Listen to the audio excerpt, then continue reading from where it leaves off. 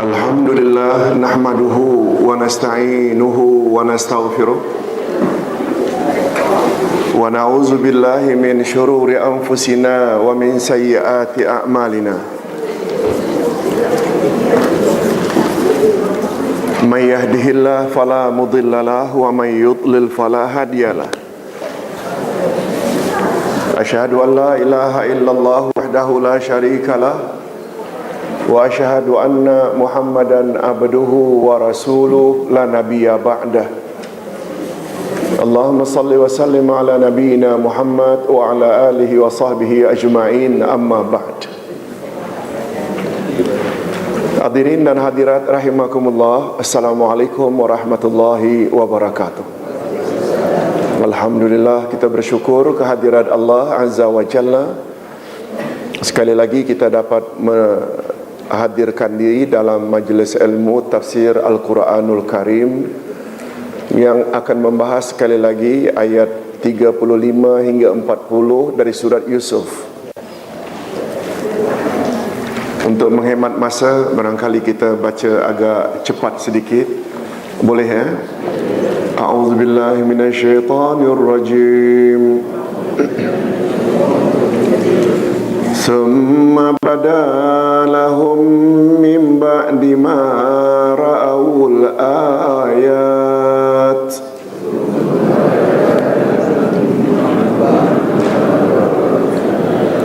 la yasjununnahu hatta hin wa dakhala ma'ahu sijna fatayan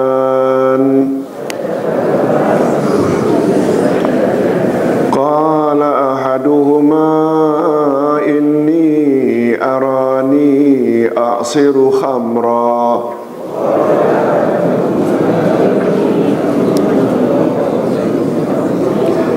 wa qala al-akharu inni arani ahmilu fawqa ra'si khubza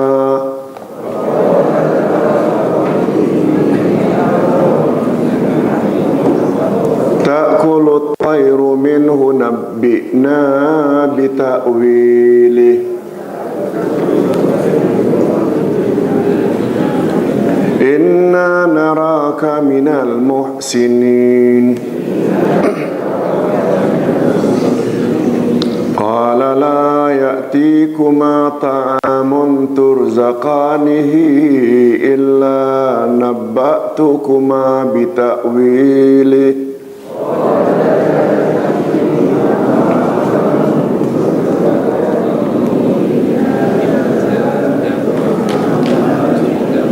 illa nabba'tukuma bita'wilihi qabla an ya'tiyakuma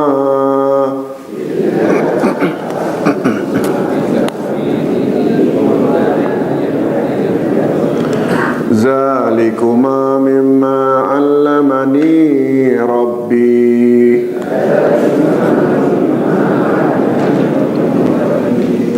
inni taraktu millata qaumin la yu'minuna billah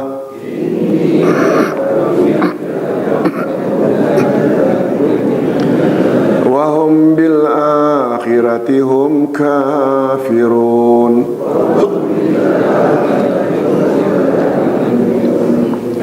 wattaba'tu millata abai Ibrahim wa Ishaq wa Yaqub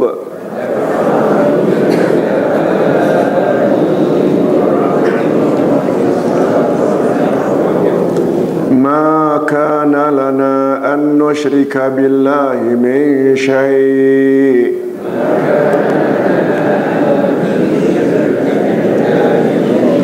zalika min fadlillahi alaina wa alan nasi walakinna aktsaran nasi la yashkurun.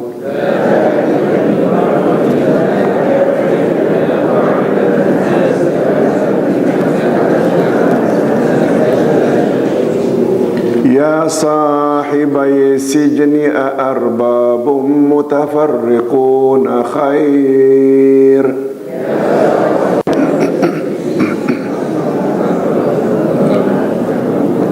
Amillahul wahidul qahhar. Ma ta'buduna min dunihi illa asma'an sammaitumuha antum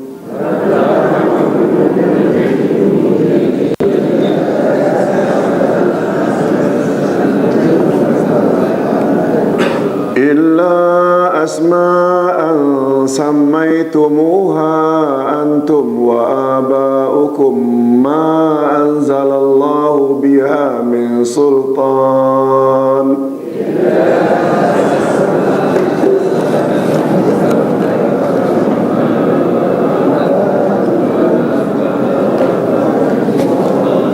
inil hukmu illa lillah amara alla ta'budu illa iyyah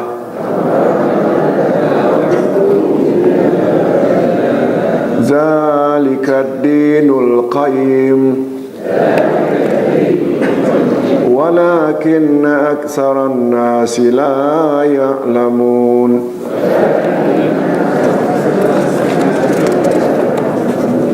Demikianlah ayat 35 hingga 40, lebih kurang 6 ayat yang akan kita tafsirkan insya-Allah pada tengah hari ini.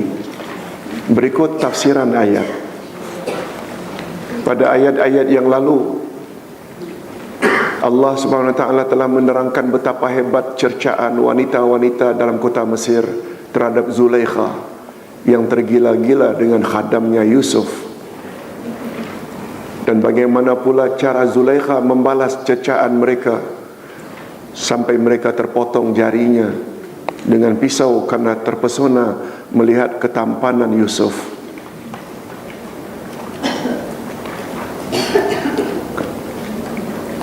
Kamu baru lihat sekali saja dah terpotong. Aku tiap hari. Malahan sampai mengatakan bahawa Yusuf bukan manusia tetapi dia adalah malaikat yang mulia. Selanjutnya Zulaikha berterus terang bahawa dialah yang mengajak Yusuf berbuat serong, tetapi Yusuf tetap enggan memenuhi hasratnya.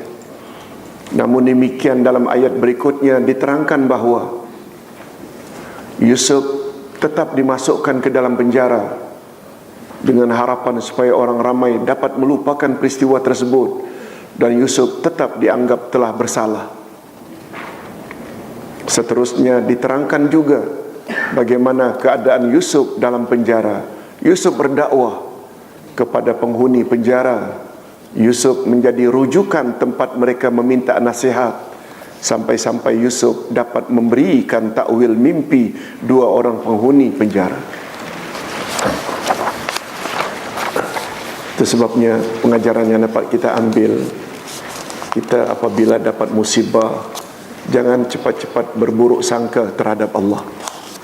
Betul tak masuknya Yusuf dalam penjara ada hikmah tak? Ada hikmah. Izinkan Ustaz untuk menterjemahkan saja ayat demi ayat. Kemudian timbul fikiran pada mereka tentang setelah melihat tanda-tanda kebenaran Yusuf, bahawa mereka harus di sini maknanya mesti harus Indonesia ni maknanya wajib. Bukan boleh buat, boleh tidak.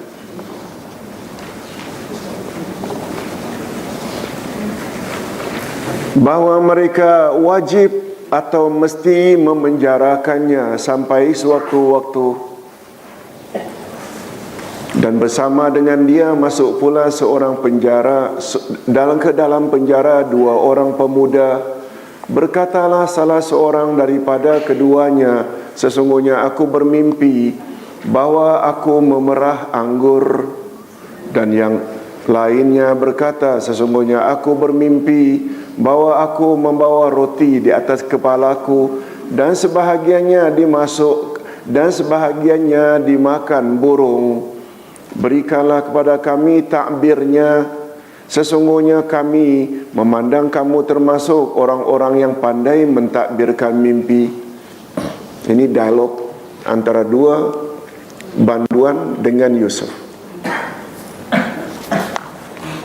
Walaupun banyak bukti bahawa Yusuf tidak bersalah, namun keluarga Zulaikha tetap memandang perlu Yusuf dipenjarakan, supaya dengan berbuat demikian akan timbul persepsi orang ramai bahawa Yusuflah di pihak yang bersalah, dan agar peristiwa tersebut dapat segera dilupakan. Bersama Yusuf dimasukkan juga dua orang pemuda. Mereka adalah tukang sediakan makanan dan minuman untuk raja. Yusuf dapati mereka sangat sedih mengenang mimpi mereka masing-masing yang dianggap sangat aneh dan ganjil. Mereka mengharap kiranya Yusuf dapat menolong mereka merungkai apa yang mereka mimpikan. Itu tafsiran secara umum. Nah, kata Syekh Al-Sa'di, setelah nyata bagi mereka bahawa Yusuf di pihak yang benar berdasarkan bukti-bukti yang kokoh, maka Yusuf tetap perlu dipenjara untuk jangka masa tertentu, dengan tujuan agar berakhirlah berita angin yang tersebar dan akhirnya akan dilupakan oleh orang ramai. Begitu harapan pihak berkuasa zaman itu. Sebab sesuatu, kata Imam As-Sa'di, sebab sesuatu berita tidak akan tersebar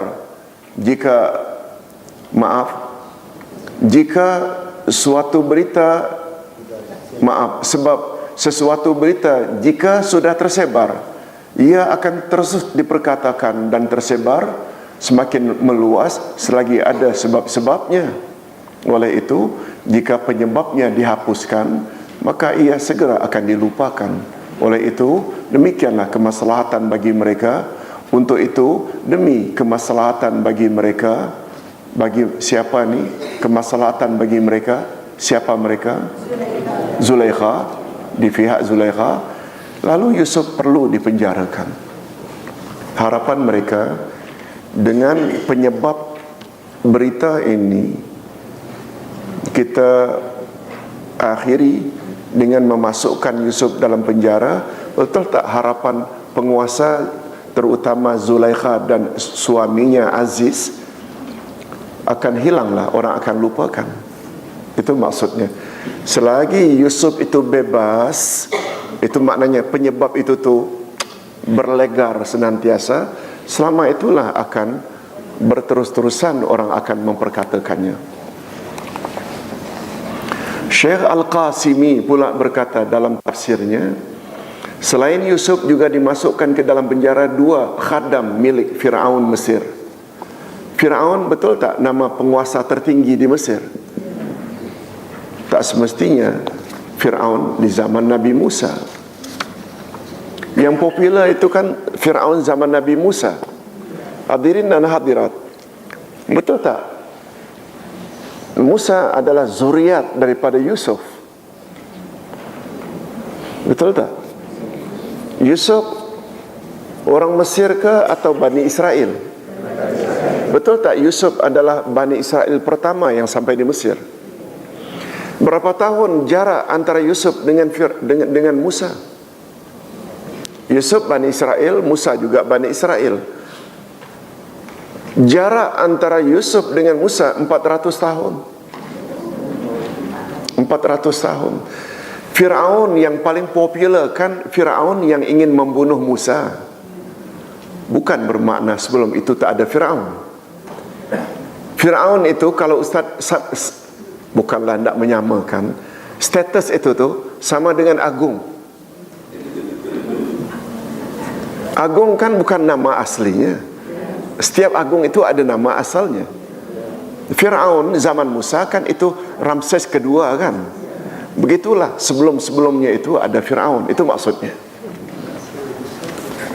Sebagaimana untuk Rom kan namanya Caesar atau Kaisar. Untuk Iran pula kan namanya Kisra. Untuk Habasyah pula kan namanya Najasyi. Ada nama lagi Bakhtansar. Itu semua nama-nama yang setaraf dengan Agung, dengan Fir'aun ini. Nama saja. Salah seorang daripadanya ketua bahagian Jadi salah seorang yang dipenjarakan itu, seorang daripadanya ketua bahagian minuman Firaun, dan satu lagi ketua bahagian makanannya Firaun. Firaun murka kepada mereka berdua. Mengapa Firaun murka? Karena dituduh memasukkan racun dalam minuman atau makanan. Firaun murka kepada kedua-dua mereka, lalu dimasukkannya ke dalam penjara. Pada suatu hari Yusuf melihat mereka sedang sedih dan murung. Siapa yang sedang sedih ini? Dua khadam tadi. Lalu bertanya, apakah yang menyebabkan mereka bersedih? Lalu mereka pun menceritakan apa yang mereka lihat dalam mimpi, dan mohon agar Yusuf menolong menafsirkan maksud mimpi mereka. Berkata yang pertama bahwa dia bermimpi memerah anggur, dan berkata yang lain bahwa dia membawa roti di atas kepalanya, lalu roti itu dimakan burung sebahagiannya. Sesungguhnya kami melihat kamu termasuk orang-orang yang baik. Maksudnya baik kepada penghuni penjara. Siapa maknanya yang baik ini? Yusuf. Karena Yusuf suka merawat siapa banduan yang sakit, menziarahi mereka, menasihati mereka yang sedang bersedih, dan lain-lain. Di situ baiknya Yusuf. Oleh sebab itu, kamu mesti mampu untuk mentadbirkan atau menafsirkan mimpi kami. Tolong wahai Yusuf. Profesor Wahbah Az-Zuhaili berkata, Yusuf memanfaatkan kepercayaan dua penghuni penjara itu terhadap dirinya, ilmunya dan keikhlasannya, untuk menyeru kepada mereka berdua dan rakan-rakan mereka yang lain dalam penjara agar mentauhidkan Allah yang Maha Esa dan agar meninggalkan penyembahan berhala. Jadi kemasukan Yusuf ke dalam penjara terdapat hikmah yang sangat banyak. Satu di antaranya dapat apa tadi? Berdakwah. Hikmah yang lain apa dia? Supaya terhindar daripada fitnah-fitnah wanita-wanita cantik dalam istana. Itu kita dah sebut sebelum ini. Itu hikmahnya. Syekh Al-Jazairi berkata, dua khadam di atas dimasukkan ke dalam penjara karena mereka dituhmah dan dituduh mencoba membunuh raja dengan memasukkan racun ke dalam makanan dan minuman raja. Padahal yang memasukkan racun itu adalah salah seorang tukang masaknya. Rupanya masalah tuhmah fitnah ini, betul tak? Dah berlaku zaman dulu lagi. Sebab ketika makanan itu diberi kepada binatang ternak, ternyata binatang tersebut mati serta merta. Maknanya adanya racun itu, betul tak? Memang ada. Begitu diberi pada binatang, binatang serta merta mati. Tetapi siapa yang meletakkan racun itu? Betul tak? Dua orang itu? Tidak. Dia dibuat mungkin oleh orang suruhan yang lain. Ini memberi isyarat bahawa tidak semestinya, nah ini pengajaran. Ini memberi isyarat bahawa tidak semestinya semua penghuni penjara itu bersalah. Betul tak? Atau penjara itu tempat para penjenayah dan penyeleweng. Tak semestinya. Sebab Yusuf yang bersih dari kesalahan juga pernah masuk penjara. Betul tak? Itu pengajaran tersirat yang dapat kita ambil.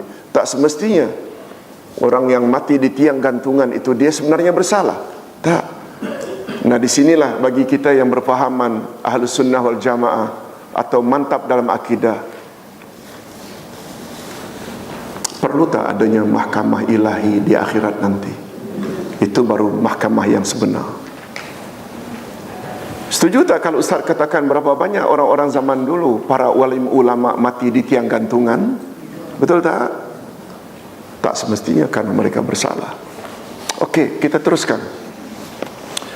Yusuf berkata, tidak disampaikan kepada kamu berdua makanan yang akan diberikan kepadamu, melainkan aku telah dapat menerangkan jenis makanan itu sebelum makanan itu sampai kepadamu. Yang demikian itu adalah sebahagian dari apa yang diajarkan kepadaku oleh Tuhanku. Sesungguhnya aku telah meninggalkan agama orang-orang yang tidak beriman kepada Allah, sedang mereka ingkar kepada hari kemudian.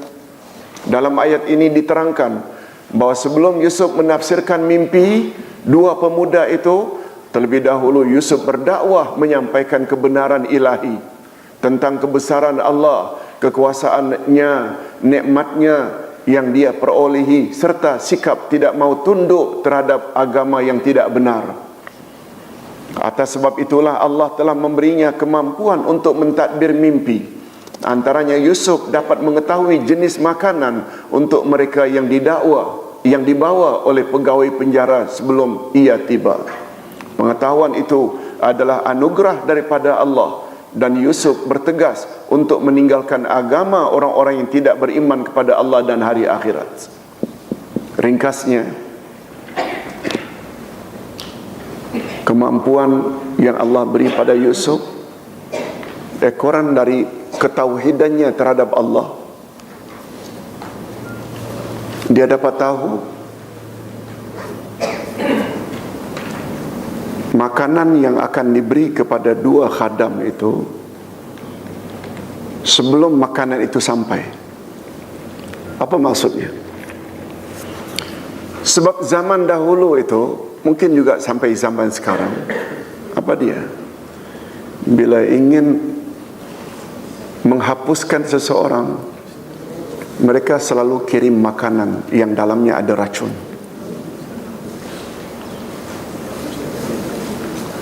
Ini adalah amalan zaman itu. Bila ada usaha hendak mematikan seseorang yang ditahan itu, dia melalui makanan. Yusuf pula tahu. Yusuf diberitahu oleh Allah, makanan itu jangan dimakan sebab sudah ada racun di dalamnya. Itu maksudnya. Takbir mimpi dari mimpi tadi itu begitu disampaikan oleh Yusuf. Dan pengajaran kedua dari ayat itu, Nabi Yusuf awali nasihatnya lebih dahulu dengan dakwah. Betul tak? Supaya kamu jangan ikut agama orang yang tak percaya Allah dan percaya hari akhirat. Betul tak ada unsur tauhid? Yes. Syekh As-Sa'di berkata, Yusuf berkata kepada kedua-dua banduan tersebut sebagai menyahut harapan mereka, tenangkan jiwa kamu, wahai kawan. Sesungguhnya aku akan menjelaskan bahawa tidak datang makanan siang atau makanan malam untuk kamu yang dibawa oleh petugas penjara, kecuali akan aku jelaskan kepada kamu sebelum lagi makanan itu datang pada kamu.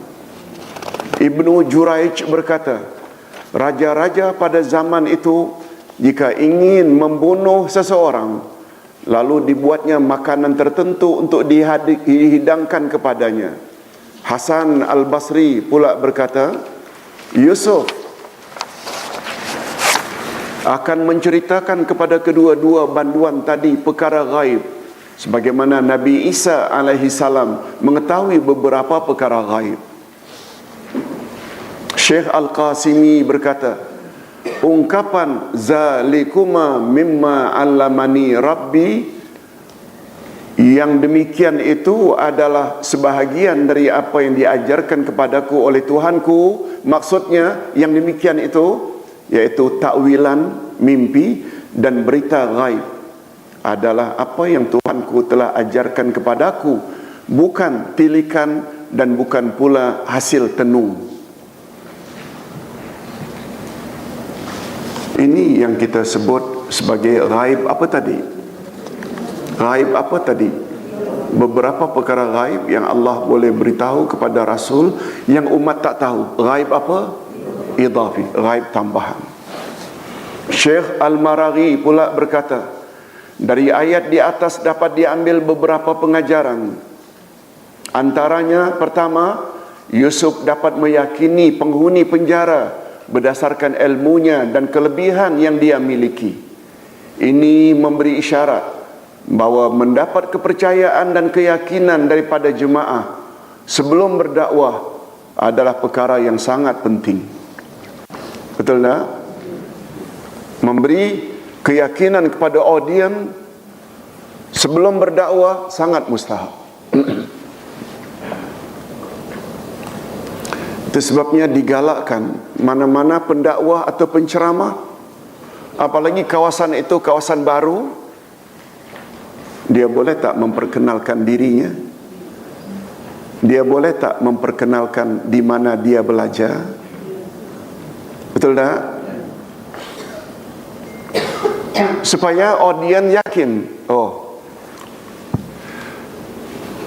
saya pernah belajar agama, oh di Madinah sekian tahun, di Riyadh sekian tahun, oh saya juga pernah belajar di sana dalam bidang itu.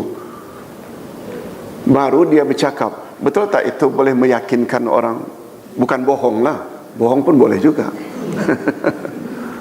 Itu maksudnya.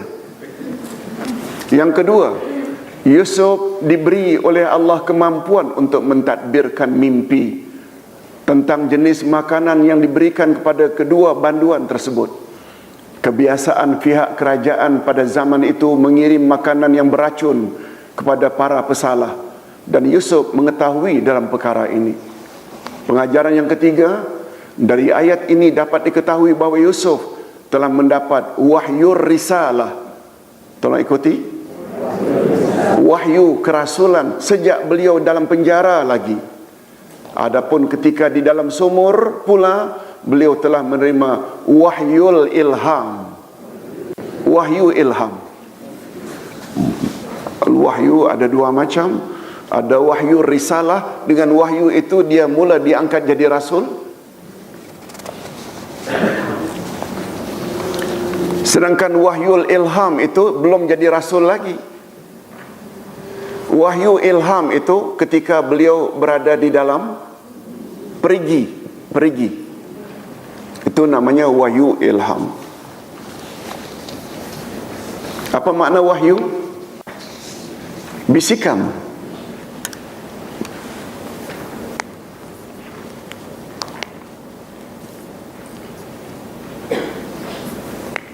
Hadirin dan hadirat rahimakumullah. Abu Ya'qub, setelah baginda Rasul wafat, Abu Ya'qub, siapa namanya? Mendakwa dapat wahyu setelah baginda wafat. Betul tak Rasulullah Rasul terakhir? Tiba-tiba Abu Ya'qub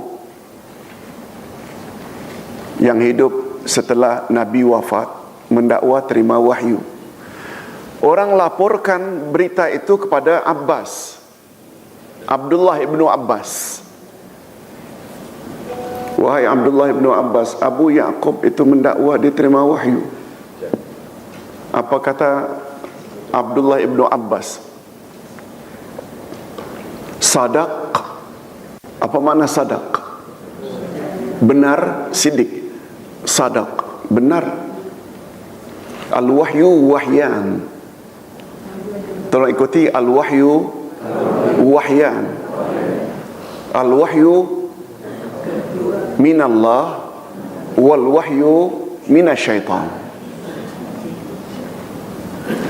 Begitu orang beritahu pada Abdullah ibnu Abbas bahawa Abu Ya'qub terima wahyu, beliau langsung kata, betul cakap dia. Ada dua jenis. Al-wahyu minallah, wahyu dari Allah, itu berakhir dengan wafatnya baginda Rasul. Wahyu kedua adalah wahyu dari syaitan. Wahyu maknanya bisikan. Dan wahyu jenis kedua inilah yang Abu Ya'qub dapat. Boleh faham? Kita kena faham makna wahyu apa tadi? Bisikan. Dan bisikan ada berapa macam pula? 3. Enggak di 3 pula Ustaz. Okey. Al-wahyu minallah, kepada nabi-nabi, bisikan. Ustaz tadi sebut bisikan ada 3. Bisikan dari malaikat dan bisikan dari syaitan. Memang 2 lah. Tapi bisikan dari malaikat kepada nabi namanya wahyu. Bisikan dari malaikat juga pada manusia biasa macam kita namanya ilham. Satu lagi bisikan dari syaitan kepada manusia namanya waswas. Bisikan ada berapa macam? Ada 3. Bisikan dari syaitan namanya waswas.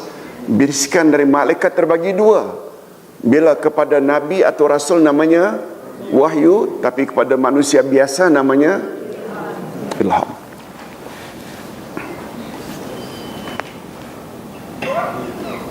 Hadirin dan hadirat rahimakumullah. Kita teruskan dengan ayat berikutnya.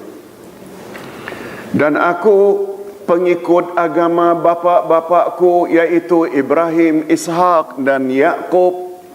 Tiadalah patut bagi kami para nabi mempersekutukan sesuatu apapun dengan Allah.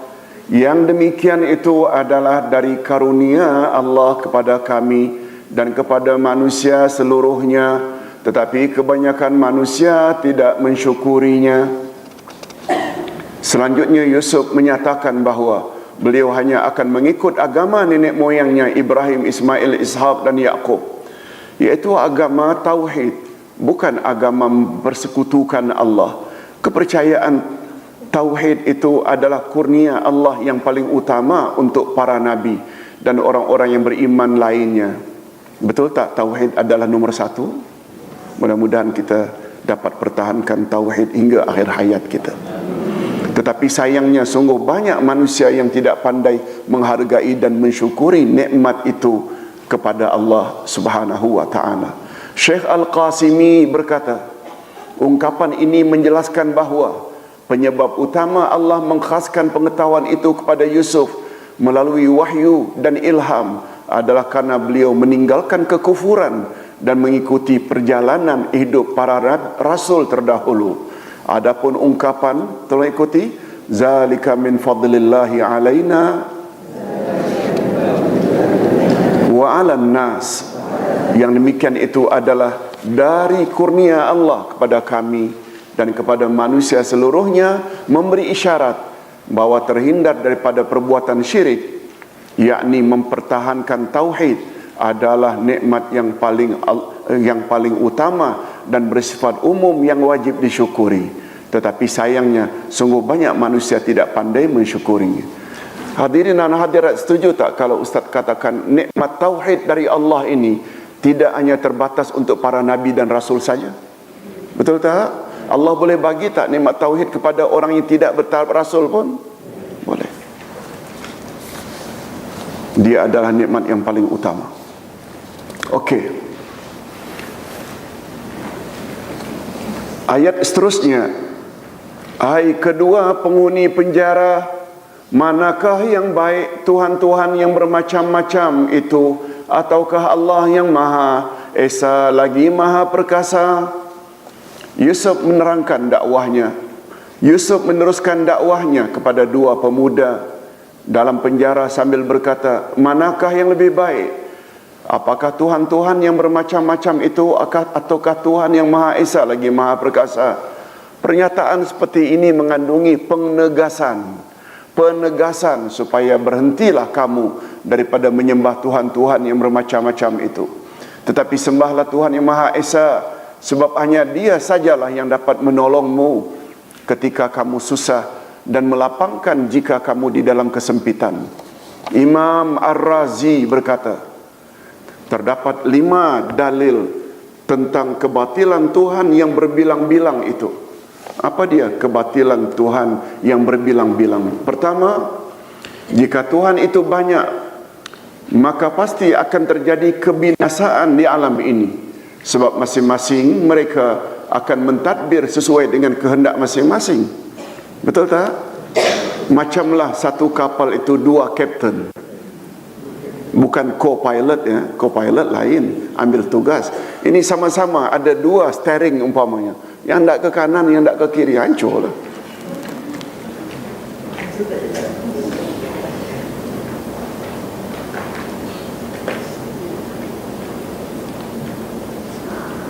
Itu sebabnya Allah berfirman dalam Al-Quran, tolong ikuti, Lau kana fihima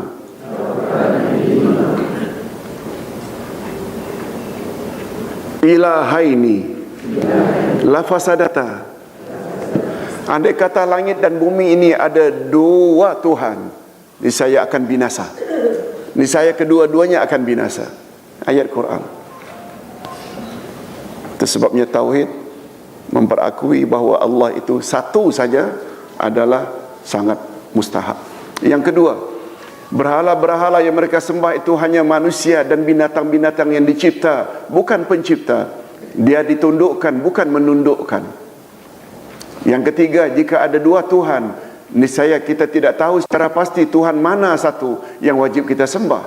Kita tidak pasti di antara mereka yang mencipta, di antara mereka yang mencipta dan pemberi rezeki, mana satu?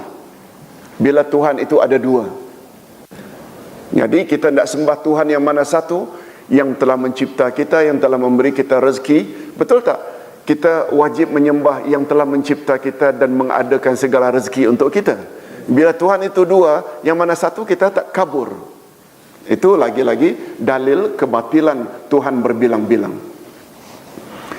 Yang keempat, andai kata Tuhan-Tuhan itu dapat memberi manfaat atau menghindarkan kita dari mara bahaya, itu hanya bersifat khusus dan sementara saja. Ini berbeza dengan Allah yang Maha Esa, yang berkuasa dalam semua tempat, semua masa dan semua keadaan.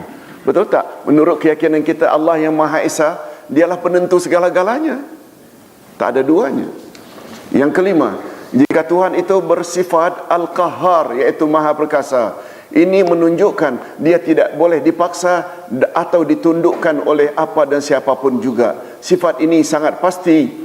Sudah syarat sifat ini sudah pasti tidak boleh berlaku jika Tuhan itu terdiri dari bulan, bintang, matahari yang didakwa sebagai Tuhan-Tuhan. Alhamdulillah, ini semakin meyakinkan kita bahawa Tuhan itu hanya Allah yang Maha Esa.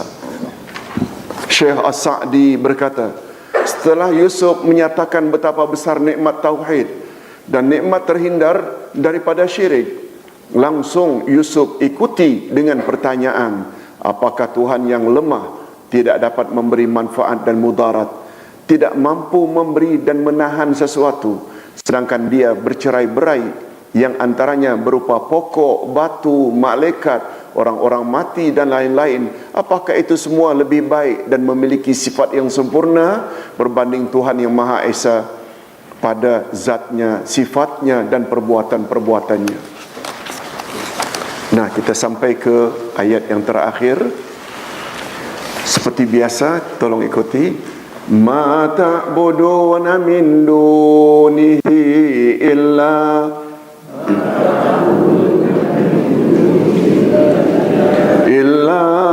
asma'an sammaitumuha antum wa aba'ukum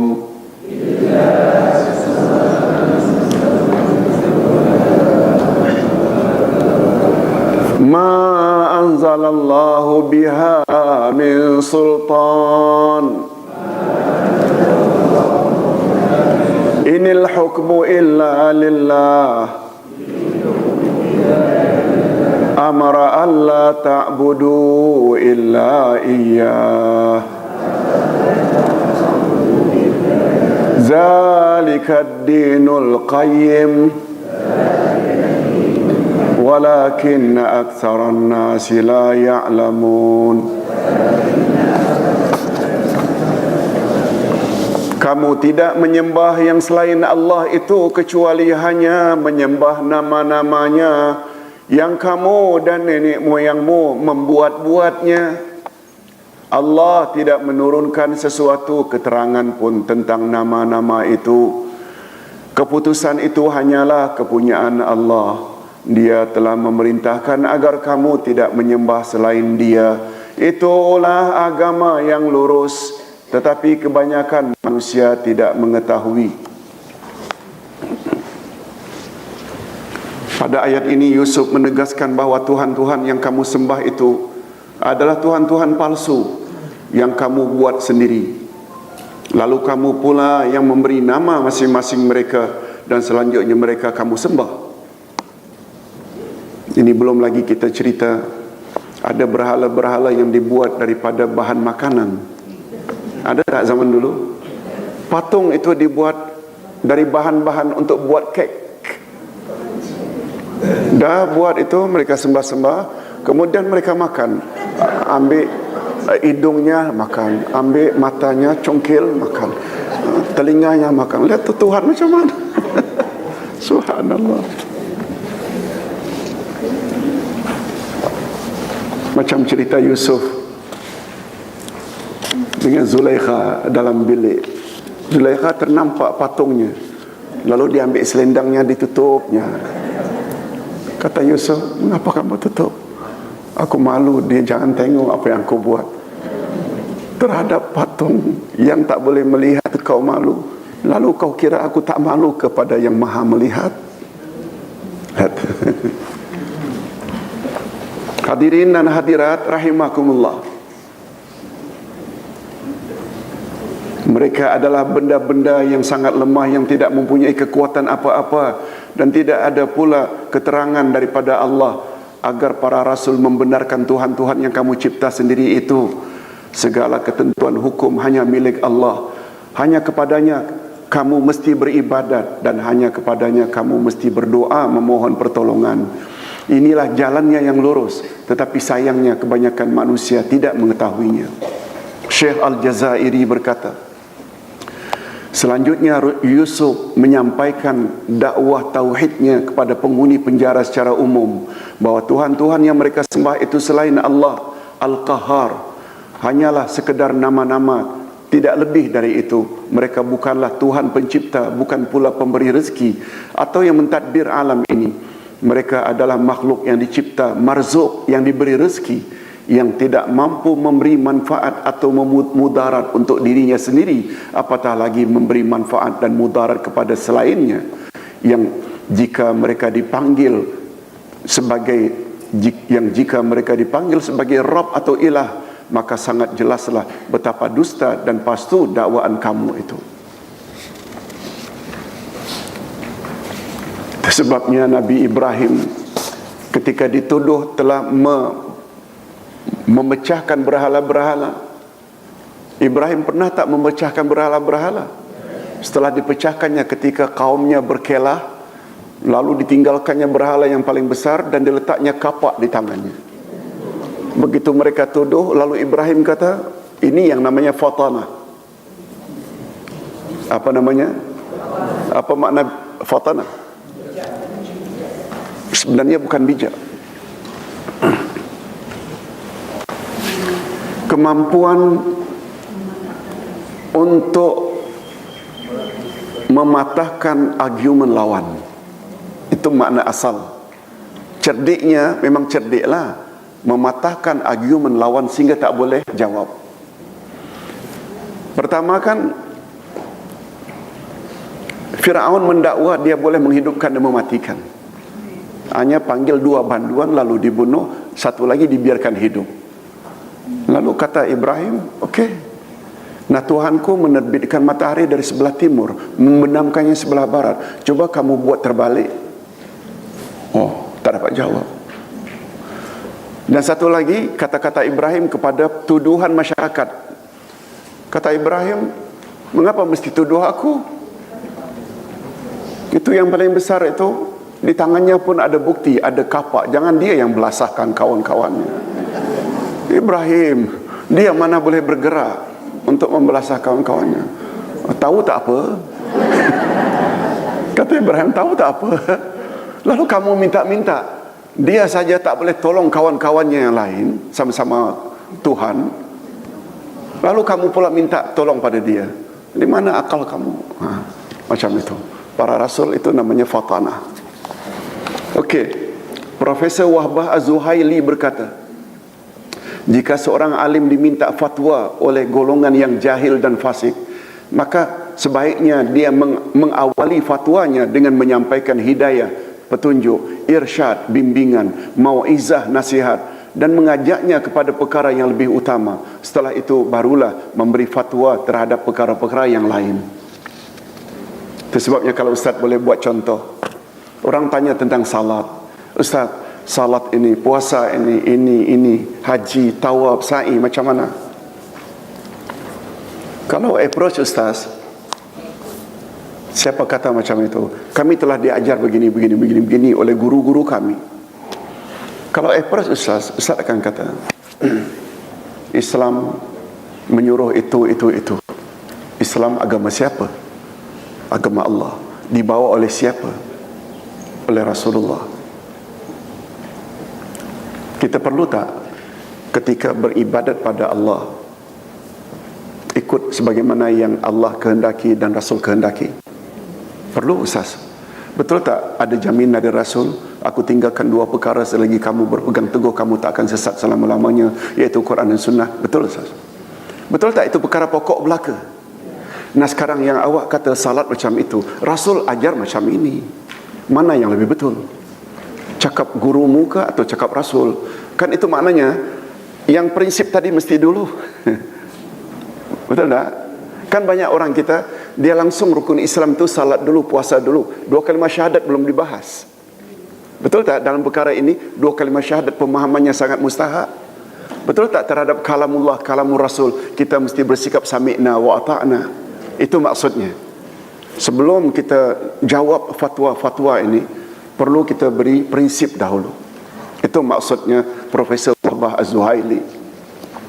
Syekh Al-Jazairi berkata, segala keputusan hanya milik Allah. Dia, yakni Allah, telah menegaskan dan memutuskan bahawa hanya Dia sahaja yang wajib disembah. Segala bentuk penyembahan selain Dia adalah batil dan wajib ditinggalkan dan berlepas diri daripadanya. Inilah agama yang lurus yang setiap kita memohon kepadanya setiap hari.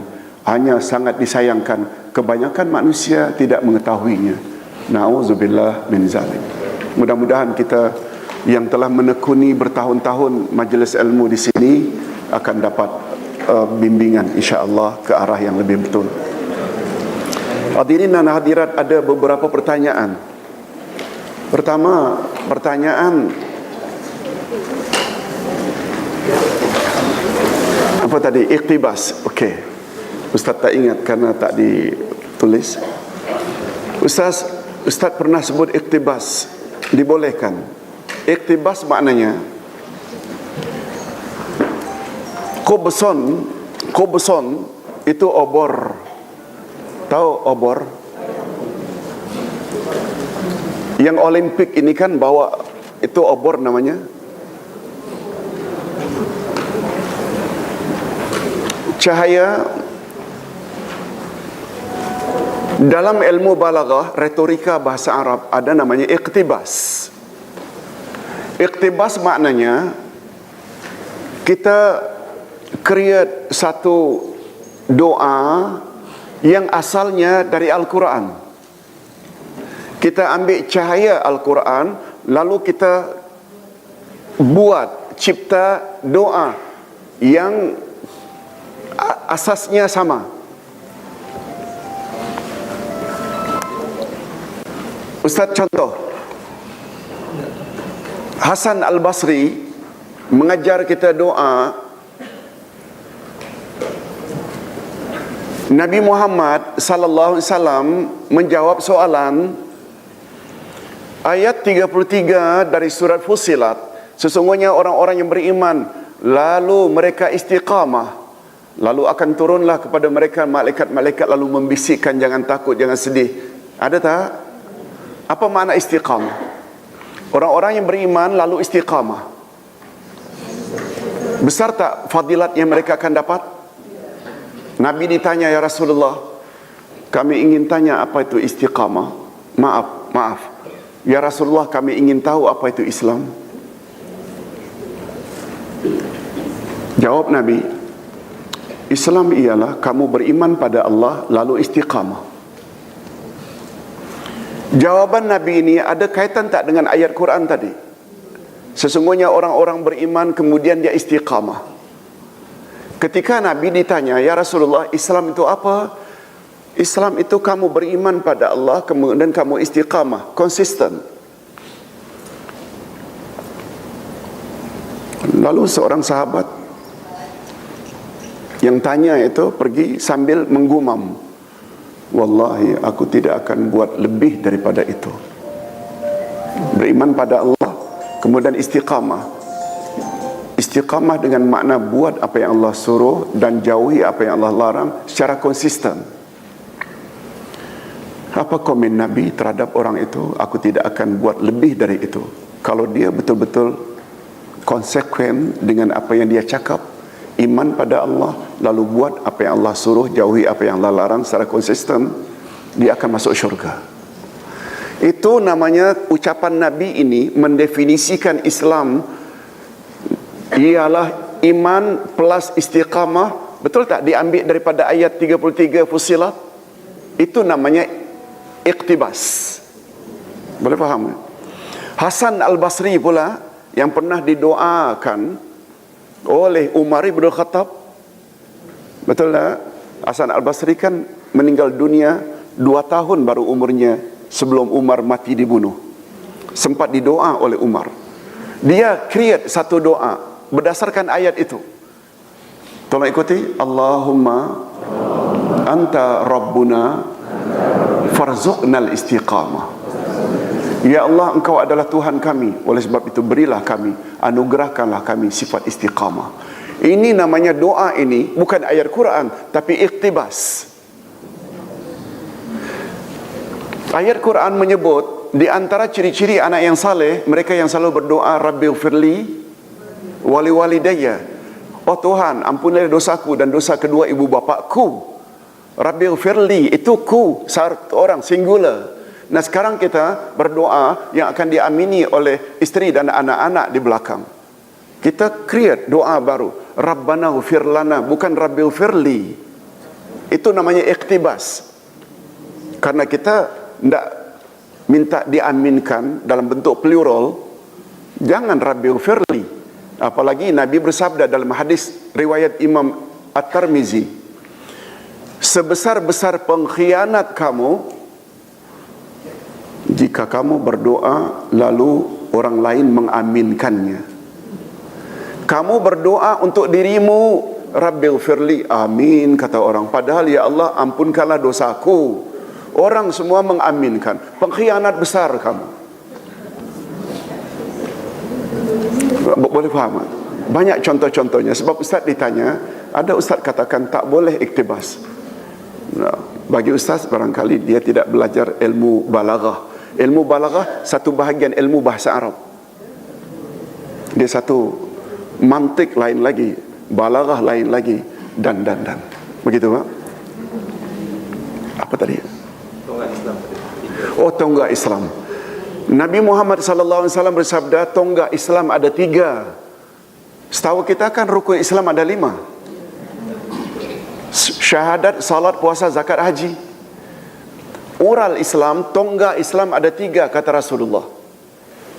Mengucap 2 kalimat syahadat, salat dan puasa. Siapa yang meninggalkan salah satu daripadanya, kafirlah dia dan halal darahnya.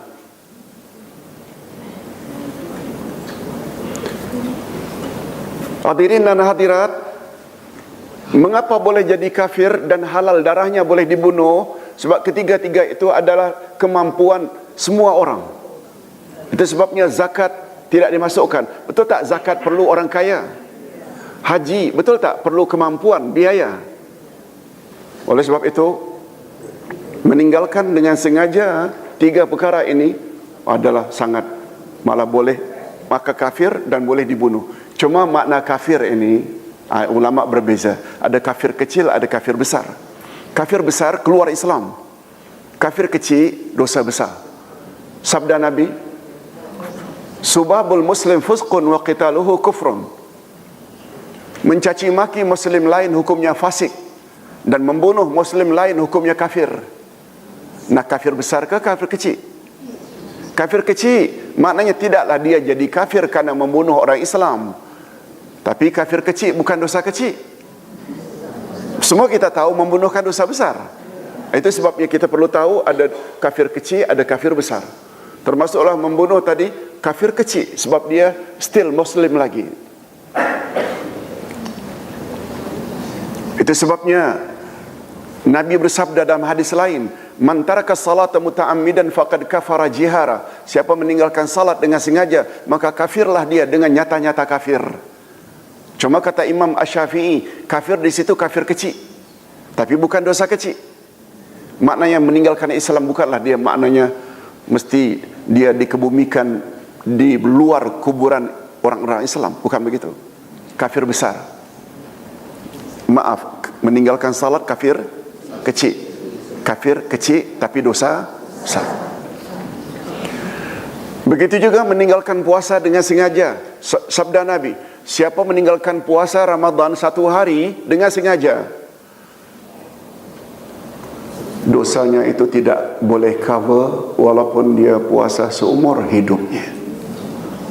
Sampai begitu kata Nabi. Tapi boleh tak meninggalkan puasa karena sakit? Itu uzur. Karena musafir boleh tak? Ustaz tadi tidak sempat sebutkan ayat 184 Al-Baqarah. Barang siapa yang dalam musafir atau sakit, dia boleh tidak berpuasa, cuma dia mesti ganti pada hari-hari yang lain. Itu bab lain. Tapi meninggalkan puasa dengan sengaja berat tak? Itu sebabnya maka dia dikatakan tonggak agama. Apa lagi tadi? Salat tasbih. Ini terakhir. Ustaz, salat tasbih itu macam mana hadisnya, sahih atau tidak? Ulama khilaf. Tapi Syekh Nasaruddin Albani sebagai pakar hadis mengatakan hadisnya sahih. Hadisnya kuat. Kan Nabi ada bersabda, Nabi bersabda kepada uncle-nya Abbas, uncle, andai kata uncle mampu untuk salat tasbih, lakukanlah. Setiap bulan. Kalau tak mampu, buatlah setiap tahun. Kalau tak mampu juga, buatlah uncle walaupun sekali seumur hidup. Menunjukkan mustahak tak?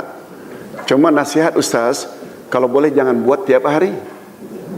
Jangan buat tiap hari.